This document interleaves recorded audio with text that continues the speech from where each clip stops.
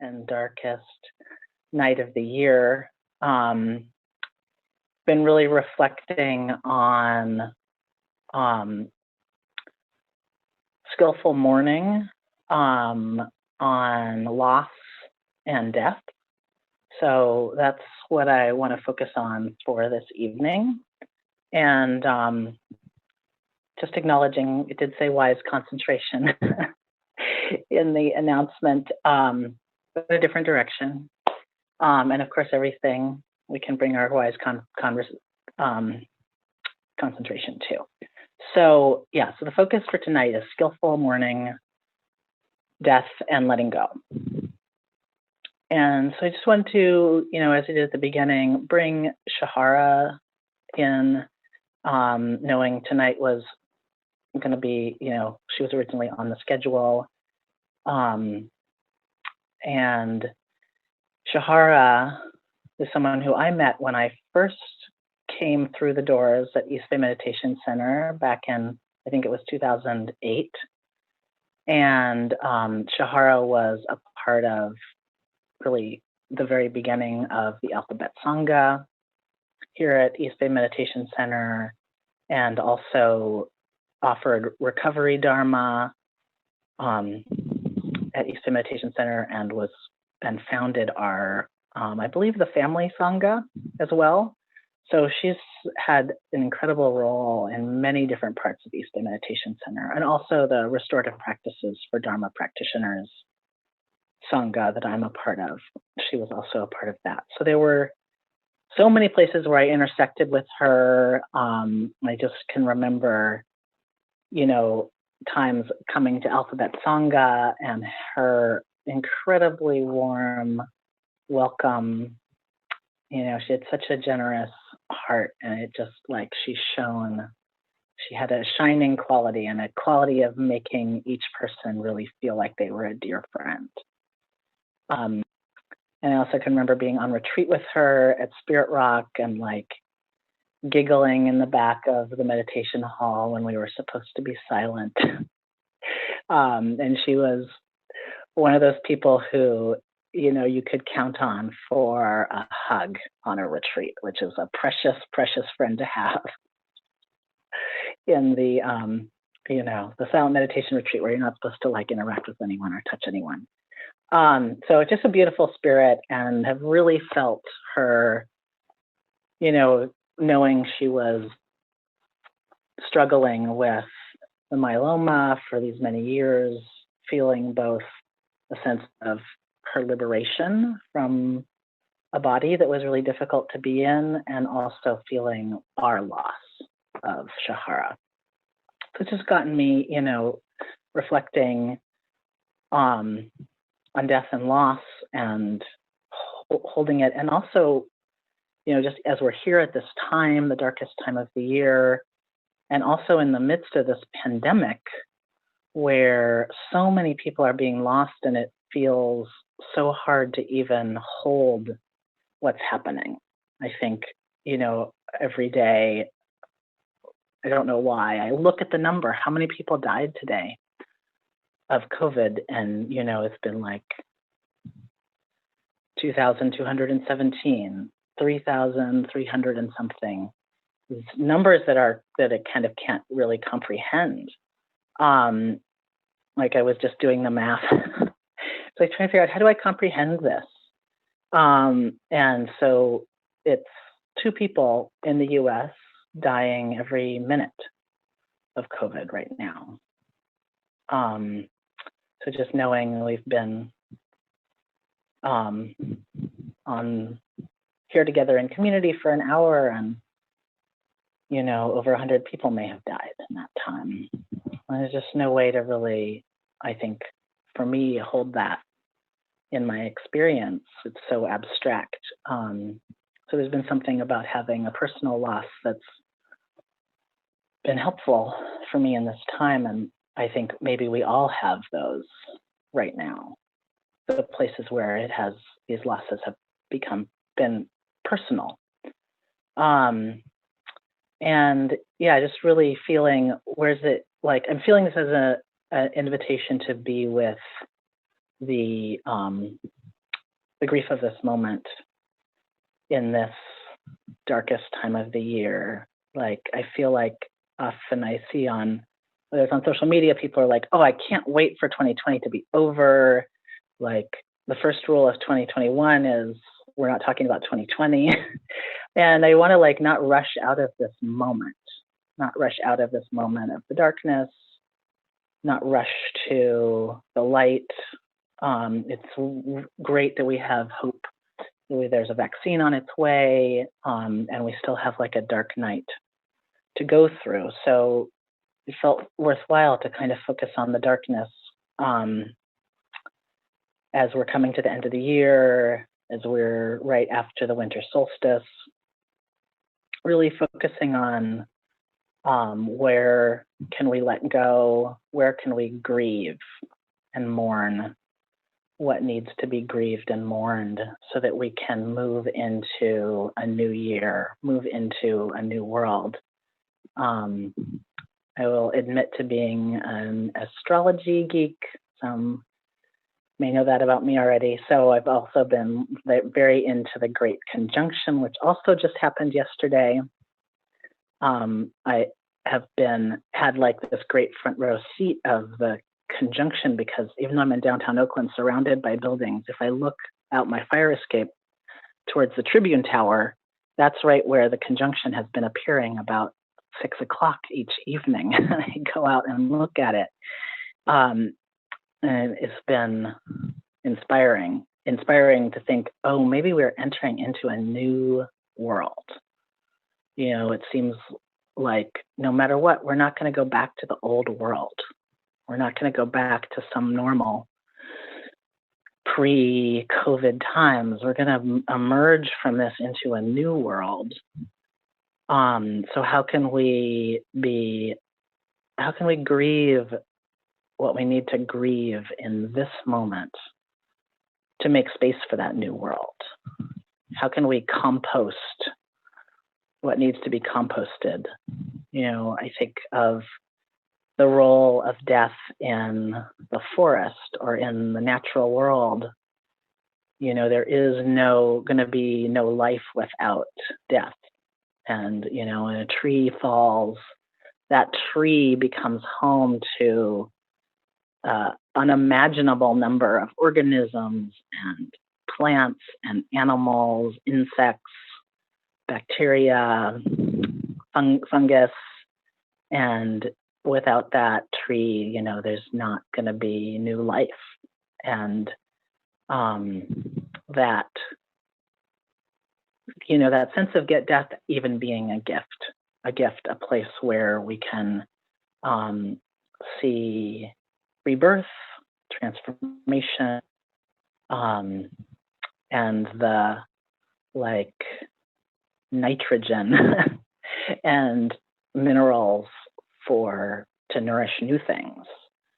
And I think Shahara's passing has really like opened up something for me.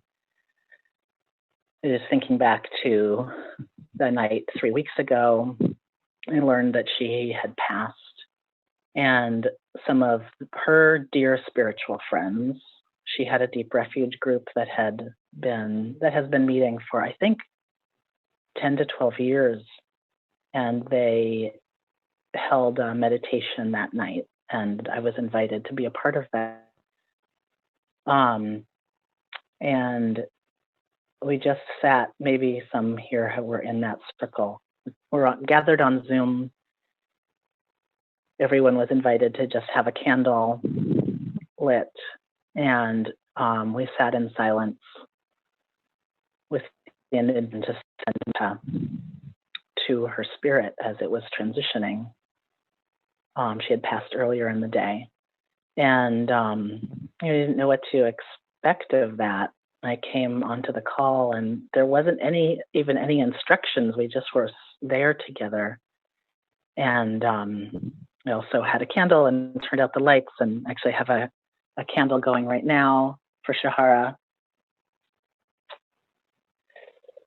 You can see the candle and pictures of her. beautiful Shahara. And I just started sending metta to her, wishing her ease in her transition, wishing her to be received home with love, wishing her freedom and liberation and joy, this transition, and just had this incredible flow of metta. Metta is not always easy for me, but in this wishing her well, it just was like my heart was just overflowing with love and good wishing, and I felt like she was sitting right next to me. Metta, wishing well, loving kindness, friendliness. It was like she was right, and I could feel her presence, and it was as joyous and warm and welcoming as she was when I last saw her in life. And I could also feel how she was being held in our circle. Maybe there were 20 people on that Zoom call.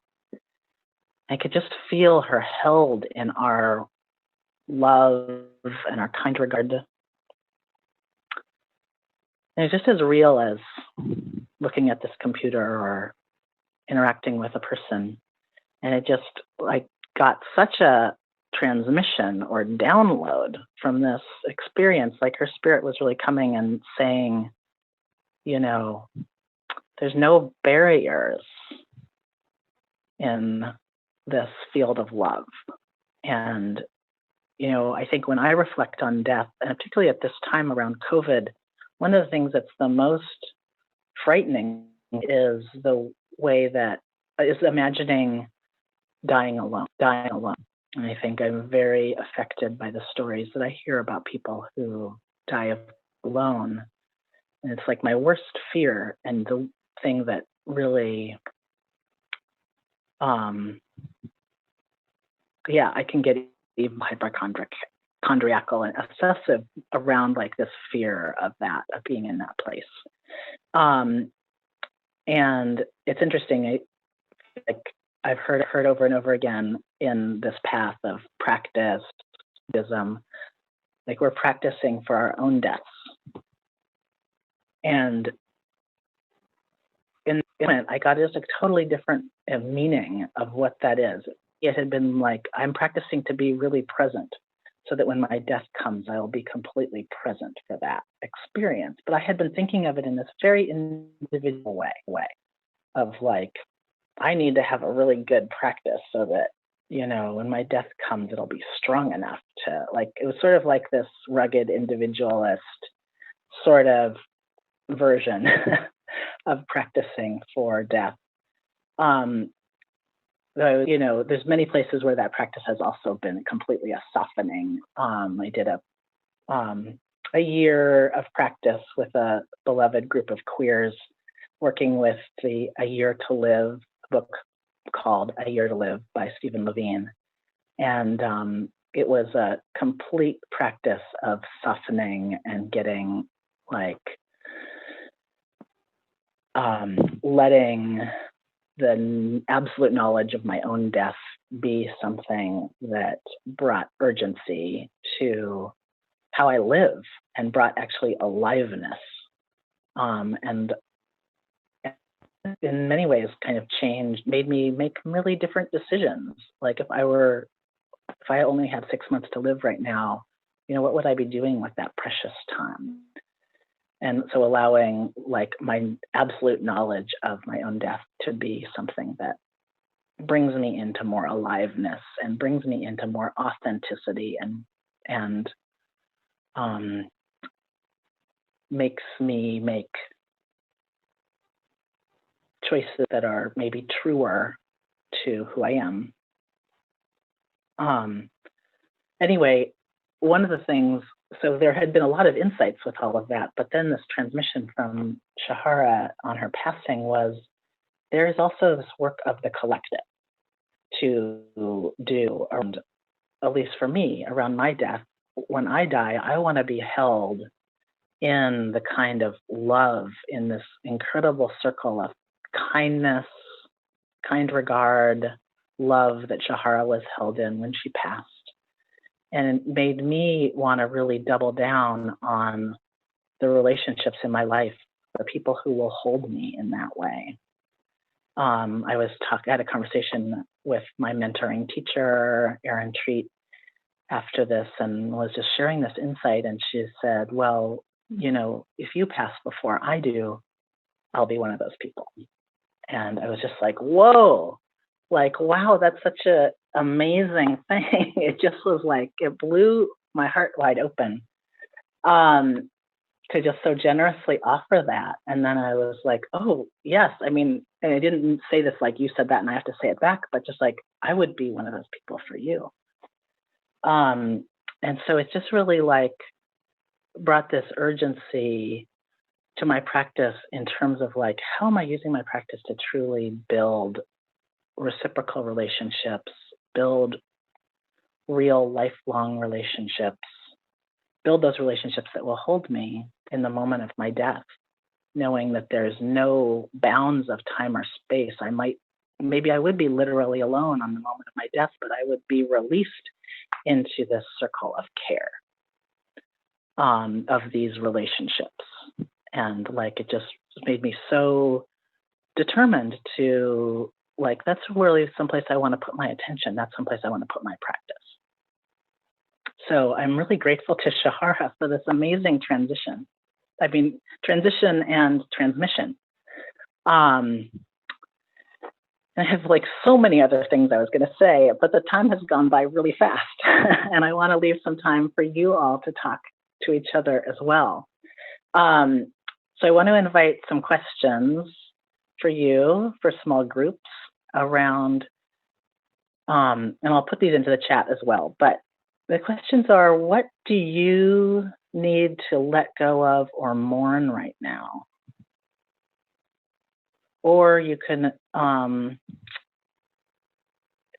so one question is like, what is dying for you right now, or what do you need to let go of? The other question would be, what loss are you feeling, or what do you need to mourn right now as this year is coming to a close?